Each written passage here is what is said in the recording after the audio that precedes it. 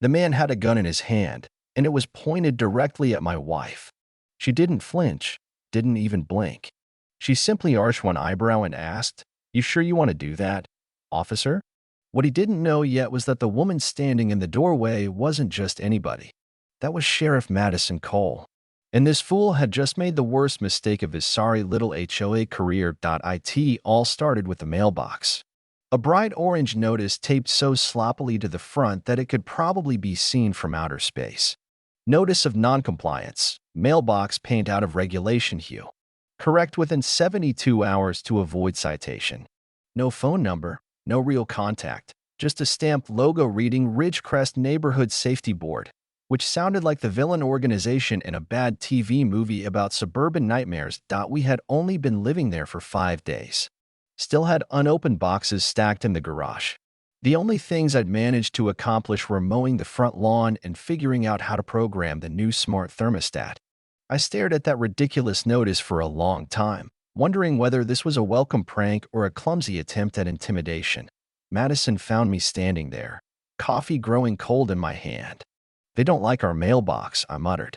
She raised an eyebrow, skimmed the notice, and tilted her head just enough to make me smirk. "What's the regulation hue supposed to be?" she asked dryly. I tossed the notice on the kitchen counter and decided to forget about it, until the second one arrived 2 days later. This one was more serious: vehicle violation. Driveway parking obstruction. Fine, $125. Repeat offenses may result in escalation. Escalation. Madison's SUV was parked dead center in our driveway, not blocking anything. It was absurd. I half joked, did we accidentally buy into a gated community without realizing it? Madison didn't laugh. She was already pulling up the real estate documents. Scrolling through the fine print, there it was in bold. This property is not subject to any active homeowners association. I whistled low. So who the hell are the Ridgecrest Neighborhood Safety Board? Madison didn't say anything.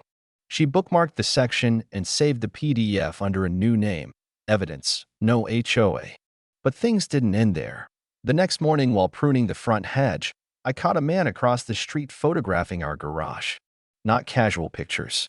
He had a camera with a long lens aimed like he was preparing evidence. A badge hung from his chest and a radio clipped to his belt, but his whole look screamed fake. His boots were too clean, his badge too shiny.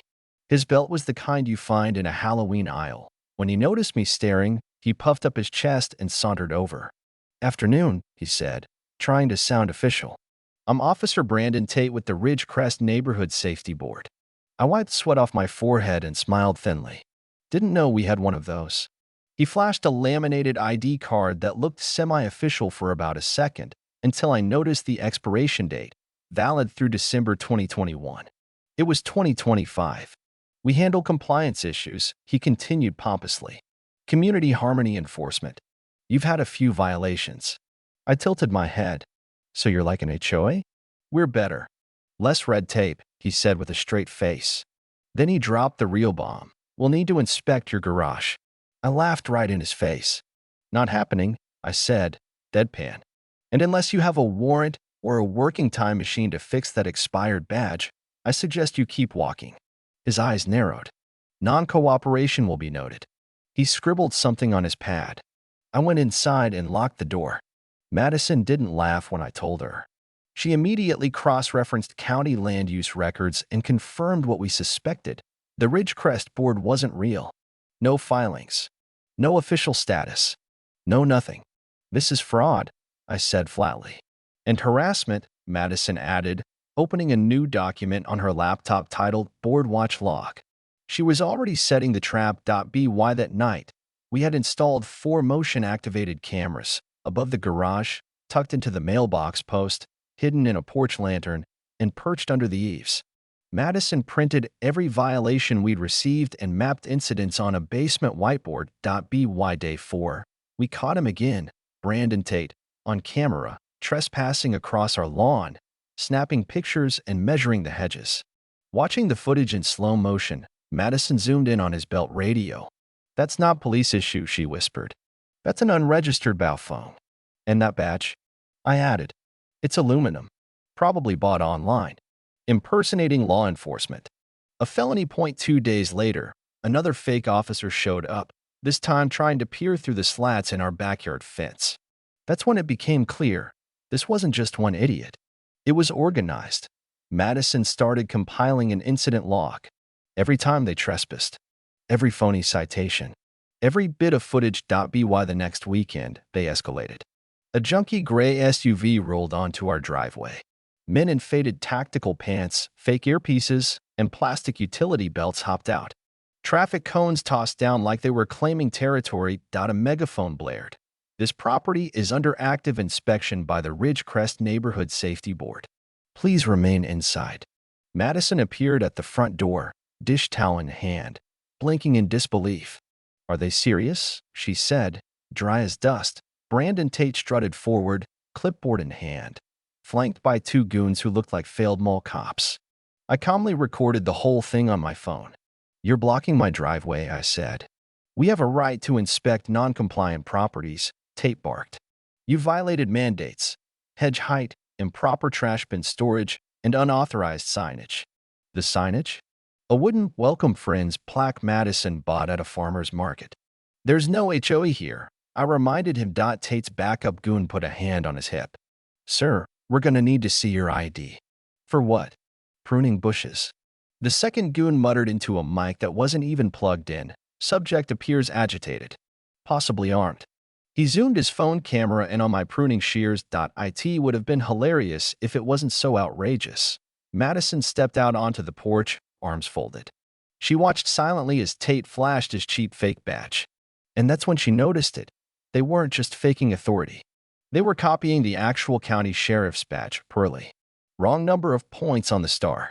Backward eagle. Mismatched font. They were impersonating her. She stayed calm, letting them dig their graves. That night, we reviewed the footage. The next morning, we got neighbors whispering at the grocery store, at the post office, even in the church parking lot. Fake fines. Threats. Fear. Retired couples, single parents, all intimidated. Madison built a massive encrypted file. Then, we went to the Ridgecrest clubhouse for their monthly meeting. Folding chairs. A projector. A greasy man named Leonard York at the podium. We're here tonight, York announced, to vote on new vehicle restrictions. Madison cut him off. Who authorized you? We're volunteers, he blustered. Community service. That's when Brandon Tate stepped forward and pulled a pellet gun, pointing it right at Madison. Meeting's over, he barked. The room froze. Madison took one step forward, slow and deliberate. I'm Sheriff Madison Cole, she said calmly. Put the weapon down. It was over in a heartbeat. Tate's hand shook. The gun clattered to the ground. Deputies stormed in minutes later. Real ones. Black uniforms. Real badges. Tate, York, and the rest of their cronies were cuffed and loaded into cruisers. It turned out they had siphoned over $30,000 from fake fines, operating a full-blown racket. PayPal accounts. Escalation protocols. Even a binder labeled compliance enforcement stages. Today, our neighborhood looks different. Porch lights stay on later. Blinds stay open. Families host block parties without fear. And above Madison's desk at the sheriff's department hangs a framed violation slip, the last one they left on our door. It reads, Final warning, unauthorized lawn ornament. Above it, in big bold letters, Madison wrote, Nice try.